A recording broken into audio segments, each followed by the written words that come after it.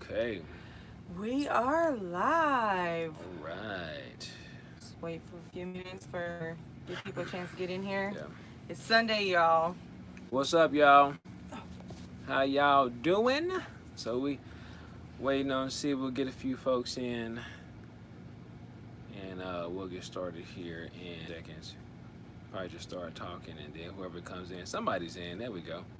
Hey, if you can hear us, let us know. Whoever that is that just came in. Yes. Let us know if our audio's good. Let us know. Let's see if the chat's on. The Oh yeah, live make sure chat's- that's on. Live chat. Okay, live chat. There we go. Okay. Boom. Oh, I'm about to do something fancy with the pictures. Oh, they got filters for the Oh, live. shucks, we ain't trying to do that. Okay, All right, we're good. Sweet. Nice. Thank you, Randolph. I'm gonna butcher your first name. I think Rashika. I think it's Rashika. Let me know if that was right. All right. Welcome, you guys. Welcome, y'all. Welcome to Thomas Family Life. So, this is kind of like our campfire chit chat on a Sunday without the campfire, but kind of right here in the in our RV. So. Yeah, we had some pretty strong rains where we are right now. So the ground is just way too soggy to be out there trying to make a campfire. But you guys, we decided to go live on Sundays just to, fill you guys in and catch up with you guys and also talk about things that are important that you will come across on your journey. So if you saw the title of this live is we're going to be talking about RV parks versus boondocking.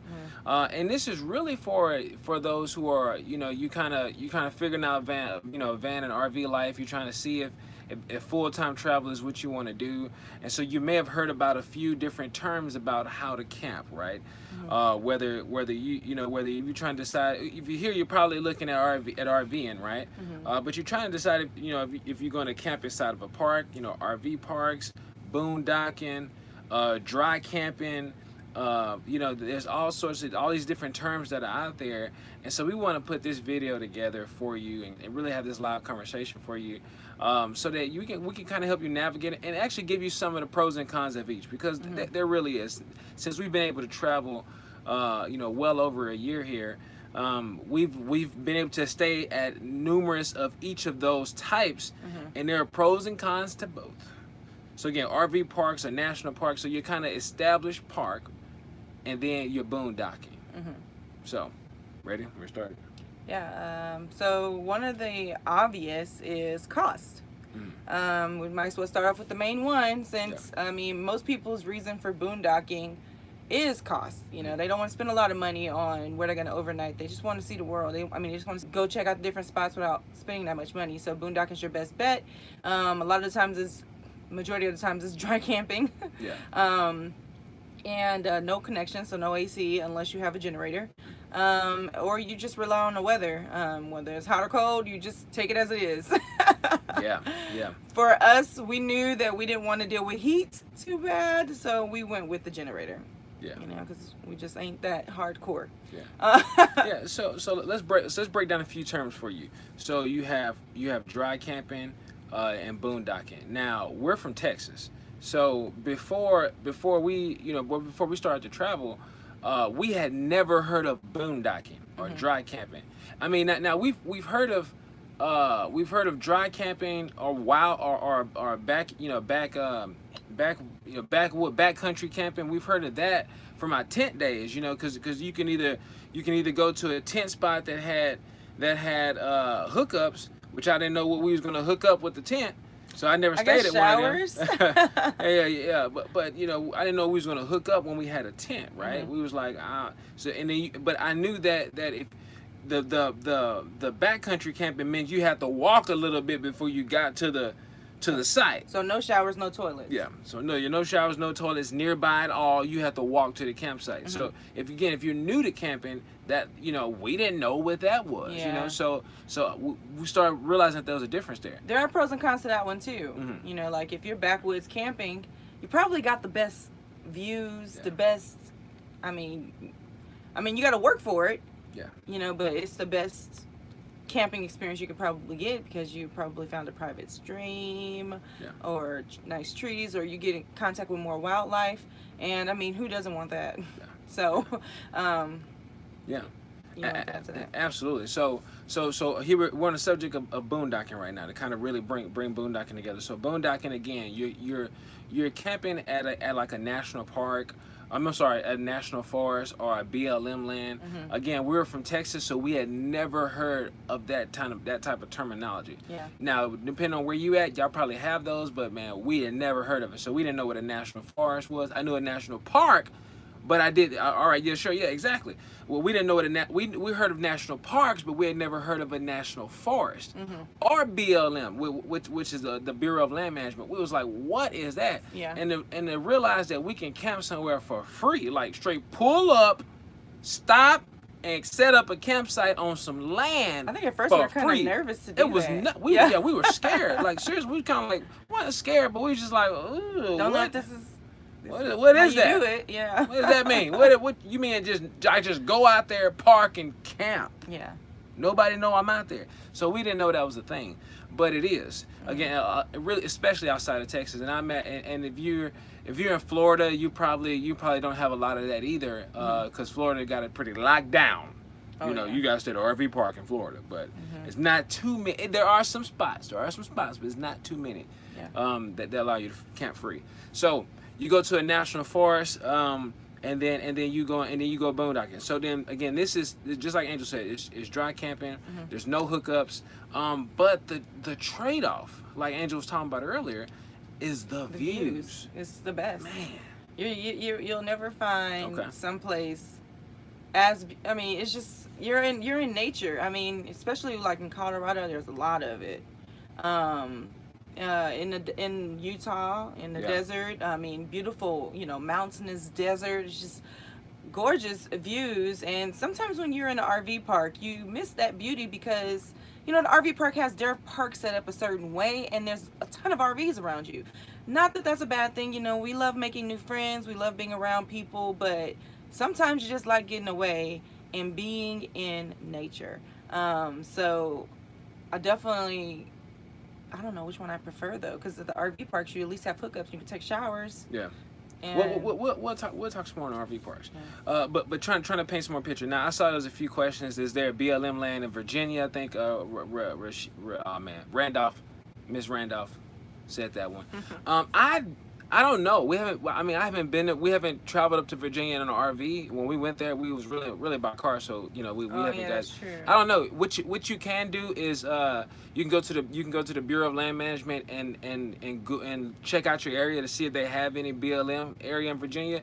If it's landlocked, it might not be. Seriously, it may not be. Rashika. Okay, all right, Rashika. Okay. Oh, nice. But yeah, so you want to go to the Bureau of Land Management and look up Virginia and see if then you will see it says BLM. Your favorite signs are brown and yellow signs across the country. You know that brown and yellow would mean, hey, I can camp somewhere.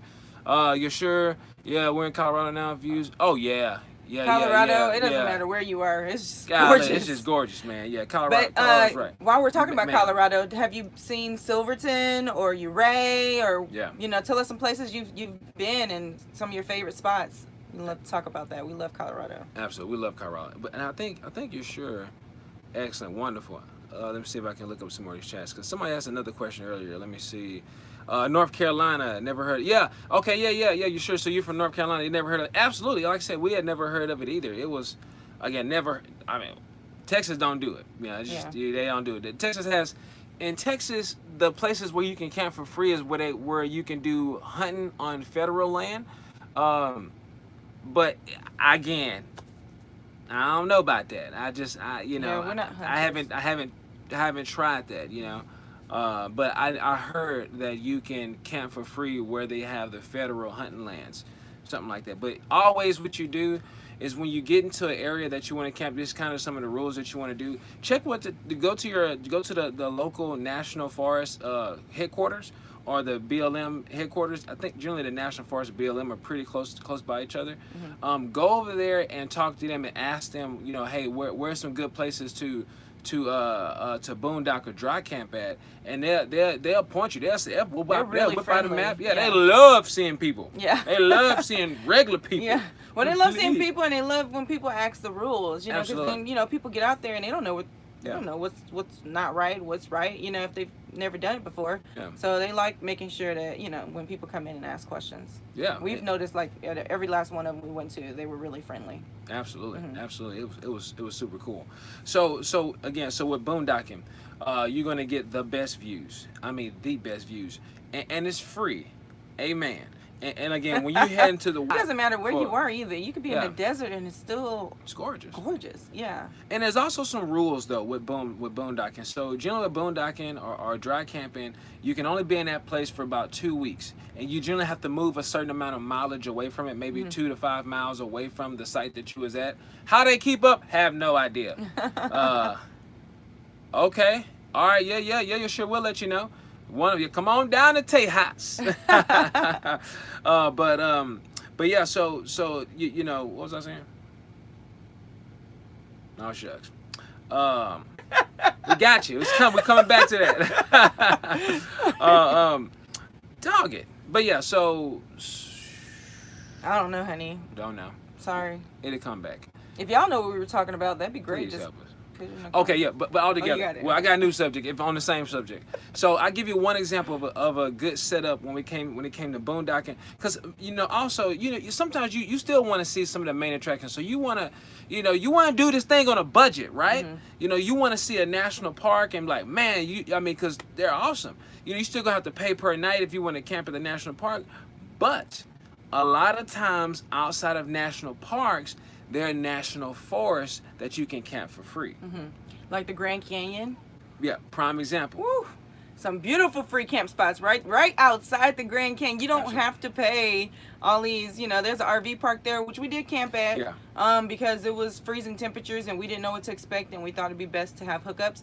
But for the most part, every time. Oh no. Was that not the Grand No, Canyon? That was the the Grand Black Canyon. Yeah, what's it? Yeah, Black Canyon. Yeah, wherever. Sorry, one of man, the canyons. It was beautiful. It was Whatever gorgeous. canyon was. Yeah, because it was gonna freeze. It was gonna freeze. And it was gonna be our first time dealing with snow, and we had no idea what to expect. And so we just got an RV park just to make sure we can keep our heaters going and all that stuff.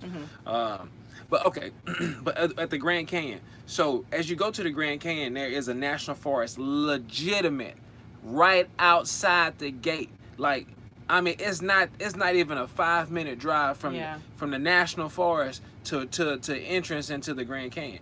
So you can go camp at the national forest for free. And there's a hike and bike trail, so Oh, you yeah, can right walk in there. around. Yeah. You know, it's just we can walk right into town. We walk. Yeah, we that walk trail, right. Yeah. And you know, right there by the coffee shop. YouTube messing up, buffering. Okay. Aw. It'll catch up. It'll catch up. Unfortunately, it'll catch up when it I'm all. sorry. So, but yeah, so when you camp right outside the Grand Canyon at the National Forest, it's free, and then you can pull right out and go into the Grand Canyon. I mean, no drive at all. I mean, it's not a long drive at all, and you right in the Grand Canyon. And then if you have your National Park pass, then you get in the Grand Canyon for free. So I mean, we was able to spend, a good 2 weeks? Yeah, Good we 2 only bought weeks. groceries and gas. Yeah, and at the Grand Canyon, FYI, everything expensive up there. Oh yeah, it is expensive. It's I guess you pay expensive for on it top of the eventually. hill. Man, haul your food in. Yeah, haul your food in. Stretch it out. I'll leave PB&J and eat. Oh man. Oh, anyway, so. But we shopped at that Grand Canyon store We was at so that- much. We was at that Grand Canyon store, man. We spent a lot of money in the We store. did. We spent too much. But and then like right before and then right before the Grand Canyon, there's another place that you can camp, and it's like a national forest, but I think you have to pay for that one. So you know, boondocking is going to get you some great spots, and they're going to be free. And not but a there's lot of gonna be RVers drive. around you. You know, like you That one might too. see them driving in, but they're not right next door, like boom, boom, boom, boom, boom, RVers, Yeah. like at an RV park. Yeah. So that's the beauty in that. Yeah. You just have to sacrifice a little bit, like, water. Yeah. Some people think it's super necessary, and it is to an extent, but, make sure you got drinkable water. Make sure your tanks are full when you get in there, your freshwater tanks, and you're dumped already. and you should be good to go Yeah. for a little bit. Yeah, because then also if you plan it out right, national park, and then you can go into a national park and take showers, wash your clothes, do all that stuff inside the national park, and then go to your RV so you don't burn all of that water. You know, and so yeah, there you go. I mean that's kind of how we like the boondock. I mean we did it again when we went to the Arches. We boondocked. Oh, yeah. It was a long ways away from the Arches. However, there was a few national parks on the way there. It was still a really great drive, though. A video, the one where we said like being outdoors or something like that. That was a clip of us driving, doing it from the boondocking to the Arches. Man, just beautiful drive. So now we go to RV parks, because now we've been in RV parks for a little bit now. You know, with the way my job is working now, you know, I still get to do some traveling, and we still take the RV and all that stuff. But at the RV park, you know, I mean they're great too. Yeah. You know, because here's the thing, you get the electricity. Yeah. You get water. You get the luxuries of a regular house. You get hookups. You know, you don't have to worry about dumping and all of that stuff. You know, you're already hooked up to the sewer. So that's fantastic. Not to mention, a lot of times they have a pool and a laundry facility. And even if you don't want to take showers in your RV, or maybe you have a big family and, you know, it takes a year to take showers. They have showers on site too, so you can take showers out there. Yeah. A lot of them have barbecue pits or whatever, so you can go barbecue. At least that's been like some of the ones we've been to. Yeah, I think the RV parks, and really like your traditional parks, and I'm gonna put the RV parks and the national parks kind of together. So you're organized, you know, parks where they're putting people in there. You know, you row by row, and you're in there, right? I think you get a lot of the community experience of RVing when you're at an RV park, because you meet other RVers, and if you have kids, they have kids, you know, and so your kids can play. They can go to the pool and play, you know. Or if you like at a national park, like the Grand Canyon, book it a year in advance, because they ain't playing, man. Good luck. Good luck trying to find a spot in there. Every time we went, they've been booked. I mean, booked. We went to the Grand Canyon twice. Was it twice? Yeah, and it was full. So it was kind of a blessing to us, though, because we were going to pay it. Yeah. And then we didn't end up having to, because we found free camping. So what's that app that we used a lot? That's Campendium. We like Campendium for RVers, because Campendium looks for RV friendly spots, whether RV parks or boondocking. Because here's the other challenge with boondocking: you go down a national forest path, and you ain't get out your RV and went to go check it out as you was going down the path. You get stuck in some weird spots, some crazy spot. I done backed out of some bad off of a mountain, y'all. Man. Off of a mountain. We were going. It was kind of mountainous. Yeah. Oh man, yeah. So the two apps, iOverlander and Campendium.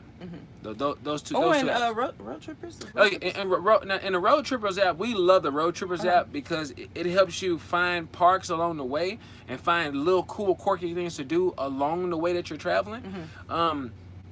I have all the links below. All the links are in the description of this video. To again, and we've worked with Road Trippers, and we've worked with. We haven't worked with them, but we camped next to Campendium. Yeah. We kind of worked with them because we were working in the library, and they were literally across from us. So we met the owners of Campendium, boondocking.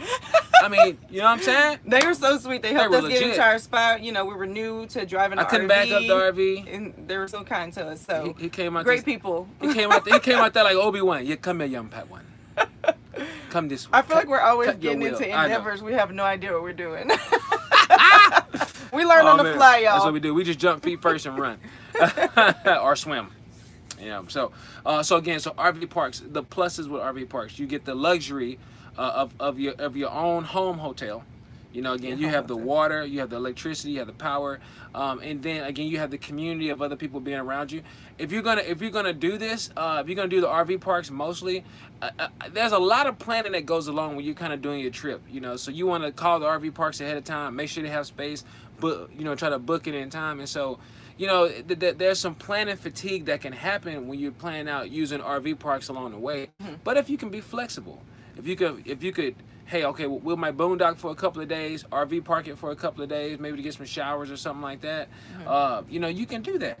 Just know, you want to put together a decent budget for RV parks. I mean, your RV parks are going to run you anywhere from, as long as you get a good one, you get a good RV park, it's going to run you about 50 to $70 depending on where you're at in the country.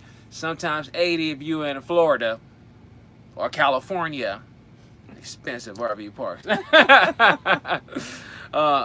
So again, you know that's why we always try to look for boondocking spots or dry camping. Again, just pluses and minuses to each of those. Anything else? Did that help? I'm hoping that helped you, because like I said, I remember as we was trying to plan out how we was going to do this, where we were going to go, where we were going to stay. You know, Walmart is another boondocking spot. You know, and just, you know, if you don't know you want to know some basic rules of camping at Walmart, go check out another video. You know how to camp at RV, how to overnight at RV the right way. At Walmart. At Walmart. It says Walmart specific, so it should be easy to find. Yes. One thing I was thinking about was your question about good places to check out in Texas. Yeah. We've checked out a few camping spots in Texas, so we'll list them off. But I do want to say this. I feel like because we're from Texas, we didn't focus that much on trying to find cool places in Texas. We should probably do that. That should be our next adventure. Because we talk about it all the time, how there's so much to look at in Texas, and we just didn't take advantage of it. We really But didn't. we have camped at some cool places in Texas. So oh my goodness, beautiful park. Yeah. If you haven't been in Big Bend, number one, it's a national park. That's legit. You can stand on one side of the U.S. and look across the river and see Mexico. So look, you can walk across the water and go to Mexico. I would not suggest that. If you ain't seen the Navy SEALs come out of nowhere, they coming to get you. If you try to go to the United States until you touch that other side of the land, don't touch that dirt. And man, they gonna come out of nowhere. Them brothers will come parachuting down. Go the right way. Don't do it. Don't go to the other side. That's funny. But here's the cool part. When you're down there, I think it's called the Santa Ana or Santa somebody cavern or alleyway or something. Alleys that are it's a big valley and it's coming, and all these rare birds are flying around that only come up from Mexico. It's the furthest they go into America. It's super cool. I mean, Big Bend is beautiful. Yeah, beautiful. And I love that they have multiple different climates there because it's so huge. Another one is what's the first one we camped at? It was so fun. Colorado Bend State Park. Colorado Bend State Park. That one's really great. A couple of great hikes there. They have a spring there, a lake there. There's a hike to a waterfall there. It's beautiful there. Yeah. See, everyone talks about it. Beautiful. Oh, sorry. Let's see. Y'all, I don't know why we can't get this right with the whole. We're trying to. Okay, see, I was thinking about that too. Everyone talks about how beautiful North Carolina is, and the beaches. Yeah. All right, yeah, good deal. That one's a cool one if you're in Fredericksburg. Fredericksburg is a really cute little German town too. So make sure you stop there and, you know, patronize the locals there and get some German food. That'd Great be cool. Food. Oh man, some place had these gigantic pancakes. Yeah, they were huge. They were the size of your head. I mean, not your head. They were the size of the plate. Mean, they were hanging over the plate. Actually, praise the Lord. They were ginormous. The food was really good there, so make sure you patronize when you go there. And it's such a cute little German town. It's a cute little town. So we went there around Christmas. Oh yeah, we did. Because they had the little gingerbread. The gingerbread house situation. Yeah, it was. Which, if y'all know, you know, gingerbread comes from Germany. Really? Yeah, it's like a German thing. Tell me something. So and then there was what's the name of that well? Hike the Enchanted Rock. Yes, the Enchanted Rock. Wear some good shoes. Absolutely. So Enchanted Rock again. Now Enchanted Rock, they've been busy. So if you want to go to Enchanted Rock, make sure you reserve a spot. It is a state park, so make sure you reserve it well in advance, because you got to reserve a day pass, because man, that place book up quick. But if you're gonna camp there, they'll let you know. And then there's Jacob's Well. We haven't been there. It's a little bit outside of Austin, but it is gorgeous. It's like a big drop, big hole in the earth that somebody found on their property, and it's like crystal clear. Oh, but it's beautiful. Water, we gotta go check that one out. We gotta go there. But what was that? I think it's Jacob's Well or somebody's well. It's beautiful. What was the other one we went to? There's another place. I'm trying to remember if they have lakes and streams, but they do have a couple of lakes there. You want to go in the fall? They have beautiful trees. The fall maple foliage. trees and everything. Yeah. It's called dang it, what's the name of it? I love that place, and I can't think of the name of it. Hidden trees? No, trees. Shoots. I'll put in the comments. I'll find it and put in the comments. I mean, it's beautiful. It's the first place I ever went camping at, man. That place, Blue Ridge Parkway. No. We'll check that one out. I haven't heard of Blue Ridge Parkway. We gotta check it out. Yeah. So yeah, I mean, we have a lot of beautiful There's places. a lot of beautiful places to look in Texas. We just haven't explored them yet, and Yeah. we need to. You know how some people like they're from New York, but they've never been to the Statue of Liberty, you know, kind of thing. Like I think that's kind of like us. Yeah. So, any more questions? Any more questions as far as the difference between RV parks and boondocking? You know, anything we can help you out with? Is anybody here like looking forward, like they're about to start their travels and adventures? Oh, another river. Sorry, honey, I mean to cut you off. Go ahead. San Marcos. San Marcos. Yeah, San Marcos is a spot. They got river. Get on the. You can ride down the river in the tubes. San Marcos. It's between San Antonio and Austin, heading that way.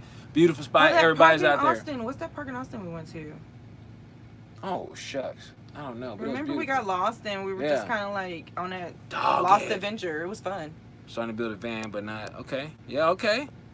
Starting to build out a van, not RV. Okay, yeah. That's hey cool. Man, van life is legit. We have some friends. They traveled the whole country. They saw a lot of things in a van with their son. Yeah. And vans are legit. Yeah, I mean you can get a lot done. You can park. You can be stealth. Okay, Mesa Verde. Okay. It's pretty cool to travel the country in a van. So. Good luck to you. Absolutely. Mesa Verde. It'd be way easier for you to stealth camp. Yes. So that'd be awesome. Van. If you know, sometimes you get into a little spot where you got to stealth, you know. We just have to keep driving until we found something. Yeah, there's some places we wanted to be stealth in, but boy, we couldn't be stealth in. So what else, y'all?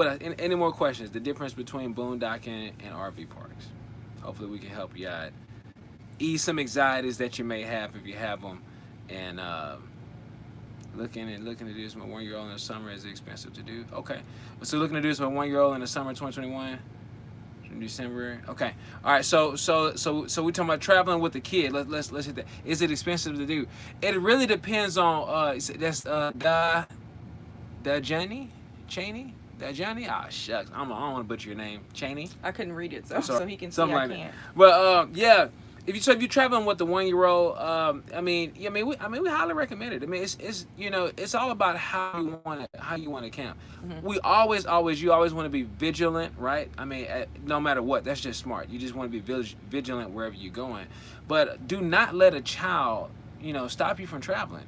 Man, have fun. It's going to be a great experience for them. At 1 year old, they're probably not going to remember anything, but it wasn't an experience, and something to share with your child. You know, that's just so special. Yeah. And who knows, they might remember certain things. Yeah, I mean, but and so you said something about the apps that we mentioned. So iOverlander,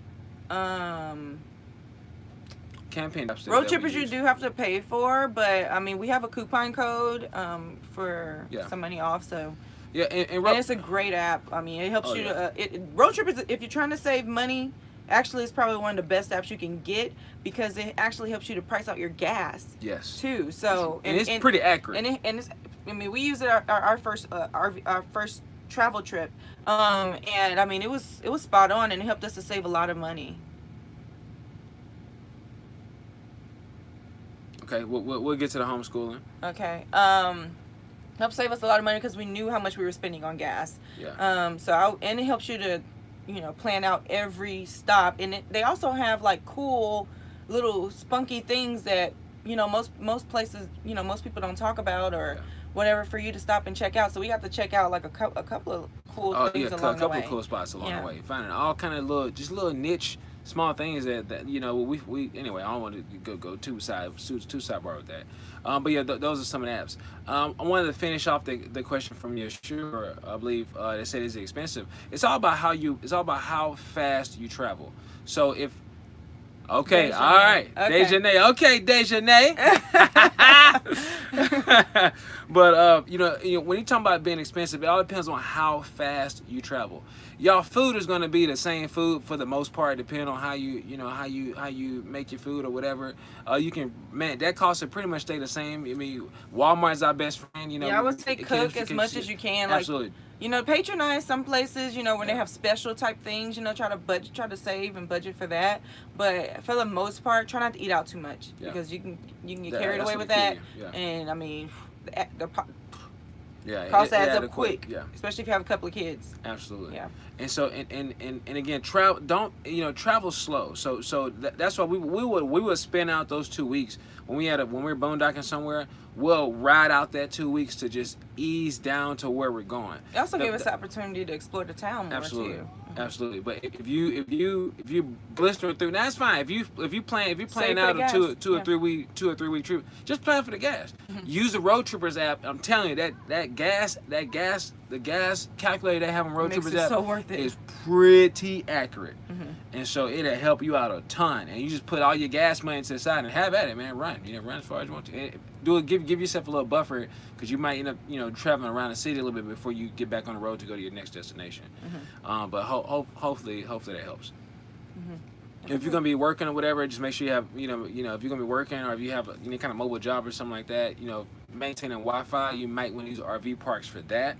If you're gonna need full access to Wi-Fi and a good source of power and all that, the RV parks will help you out with that. Unless you invest in the systems that allow you to that allow you to get Wi-Fi, boosters and signal boosters and all that. So that's a different thing. I will say this about the RV park Wi-Fi. Not all of them are created equal. Yes. So I would look at Yelp and look at the reviews because people tend to complain when the Wi-Fi is not that great. So at least you'll have like a kind of, you can kind of, gauge and see if that's something that's going to work for you. Because if you have a job where you need Wi-Fi and you can't do your work, that kind of sucks. So, in any other case, you can just plan to go to like a coffee shop or something like that to work.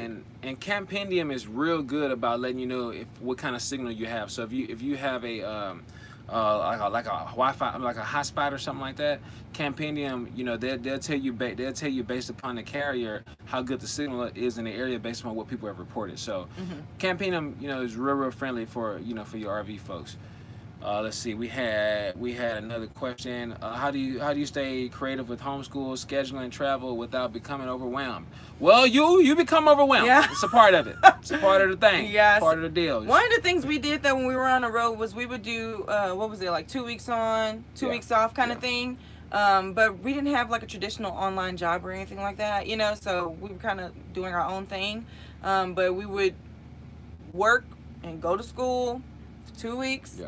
And then we'd adventure for 2 weeks, and that's kind of how we did it because we did. But I would say another thing you can do, which is something we also did to incorporate into our homeschooling kind of routine, which was new, was the Junior Ranger programs. Helped our kids learn a whole lot of stuff, just a whole lot. And it gives the kids like a sense of ownership when they're at the park, right? And so the Junior Ranger program, so our kids, they got badges. Both of them got badges for days from the different national parks that they went to. And so national parks, state parks, they all have a Junior Ranger program. And we really liked the one that was in Big Bend because it was specific to Big Bend and it's in a region. And then you went and found these different plants and stuff like that. And so it was super cool, looking for animal tracks and all of that. And I'm telling you, Victory, what was she, 4 at that time? Yeah, 4. Man, 4 that she retained a lot from it. It is way different to be still hands-on. remembers. Like, well, she's 5, but but yeah. Absolutely. And then also when your kids are learning stuff that's in their curriculum, try to go by those places. If you can plan to get there along the travel, it really brings that education to life. For example, when Arrow, some of her homeschooling curriculum talked about the sequoia trees and the petrified forest, and so she read about it. But when we actually went there, it was a whole. It just brought it all alive. And in Florida, the Everglades. Oh, the Everglades, yeah. I mean, it brought the whole thing alive. So if you can match the textbook to the experience, you talking about kids learning. Man, it's game changer. And the history, they going through Mississippi. If you guys didn't follow us along, during that time, my great grandfather, like 5 generations back, founded a town called Mound Bayou, Mississippi. And so we were able to go there. It was, it was a place for refuge for freed slaves. And it was black run, black owned, still mainly black run today. And we were able to go there and see his house and see the town and, read about the history and learn. The kids got to learn literally hands on their history. That was so cool. You can't You can't put a price on that. Can't put a price on that. So it was amazing. Yeah, pretty cool. Amazing. Yeah. Pretty cool. What's something else? See what other question? Oh yeah, not a problem. Not a problem. Let's see who else. Okay. I have a question. It's about RV internet connections. So Rashika, did we answer those questions on the RV internet connections? Hopefully we did. Because I'm traveling since I didn't. Let's see. I'm planning to get my travel trip in December. This is Tony Frazier. Where'd your comment go? Oh my gosh. Okay, so I'm planning to get my travel trip in December. I'm concerned about traveling since I did make the reservations.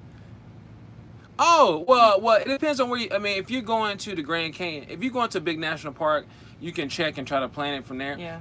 If not, especially if you're going to the Grand Canyon. Now, number one, if you're going in December, be ready for cold weather. Be ready for snow. Snow, yeah. And have your heaters, all of that. Yeah. And only the South Rim is going to be open, if I'm not mistaken. Yeah, I think right. only the South Rim will be open. The North Rim shuts down early.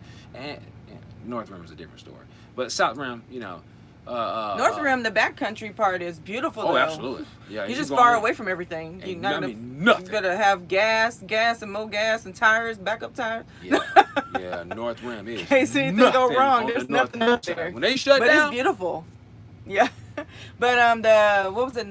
The South Rim. See, the South Rim. South Rim. I mean, everything there. They have a store. It's just beautiful. But I would just say be prepared. I don't know, but yeah. Sorry. But if you're gonna make a reservation, you can just call ahead now of wherever you're going and find out what the availability is for that area. But absolutely, and again, if you don't have a reservation because you're trying to stay on there, then look and see if they have any national forests around it, and then you could do that. You can use iOverlander for that. The app iOverlander would help you so much with that. Have you guys parked in areas where you were forced to wake up and move? We didn't go to sleep yet, but yeah, in the middle of the night. We got close. We were in Florida. Florida, yeah. I had just finished cooking dinner, and we got a knock. But Roland did go inside and ask permission first, and the people at the store said that it would be fine. That says 50-50. That was like, because you might be able to get away with it. But with the big travel trailer, man, that's not stealth. Yeah. We pulled in there. We got our stuff. We actually cooked a little bit, so at least we was able to eat. Yeah, we were able to eat, but we had to go. Yeah, we were so tired too, y'all. It was like very frustrating. Y'all. And I felt like we were in a busy section in Orlando, right? Yeah. And so shucks, man. It was stressful. It was stressful. Yeah. So definitely plan ahead for areas like that, like Florida. Plan ahead. Yeah, Florida, you're probably going to be at RV park. Yeah. It's probably just be easier, less stress, because we end up at a casino. It's kind of weird. But, yeah. Plan ahead. We didn't plan ahead either. We weren't planners, y'all. We just want to get too much. Because we found out if you plan a lot, it's you will get planning fatigue for trying to plan every. But learn from our mistake. Plan for Florida. If you're gonna go to Florida, plan. Yes. Mm-hmm. The west side of the country is way friendlier for traveling. Mm-hmm. What else? Any other questions, y'all? What's up? What else? Anything else? I keep forgetting my thoughts, y'all. I'm sorry. I felt like it was somebody's question we didn't finish answering. So kind of all over the place. I think we got them. Oh, somebody said something about the internet connection. You can get a Wi-Fi booster too. So if there's a signal somewhere near you, you can boost that signal. That's something to think about. Yeah. For us, we don't have that. We just went to coffee shops or relied on local Wi-Fi. Yeah. So two things: Wi-Fi booster or signal booster. Mm-hmm. If you want to try to grab a signal in the middle of nowhere. Also, you can use your hotspot on your phone, or oh, that'd be cool. Or what else? Oh. Huh? Or a little hotspot device. Then you want to plan it. You want to try to get an idea if the area has signal. Will we do a meetup on the property? That would be so cool. You guys, yes, eventually. We're just not in a place to meet up. It's raw land, y'all. It's raw, you guys. It's raw. And raw has muddy. Yes. Muddy. Lord Jesus. Extremely muddy. Oh my goodness. We got to put some dirt on here. We got to build the land up. There's a lot of work to be done before we can actually, invite people out. We don't want y'all to be uncomfortable. Yeah. But when with the campfires, it's gonna be awesome. Yeah. I mean, the stars are beautiful. We're excited it's legit, for that y'all. day when it does come. We will let y'all know. For real. We will definitely let y'all know. We love, man. We love the community, man. We love it. You know, Yeah. we appreciate you guys. Absolutely. Me either. All right, y'all. Well, we appreciate y'all tuning in with us on this Sunday. Listen, y'all have when you need help with the garden. Hey, we sure will. Yes, we'll I sure will, because I'm probably gonna. And we're gonna do the no dig gardening. So the no dig gardening back it's back called to Back Eden, to Eden, back to Eden style. So like that. yeah.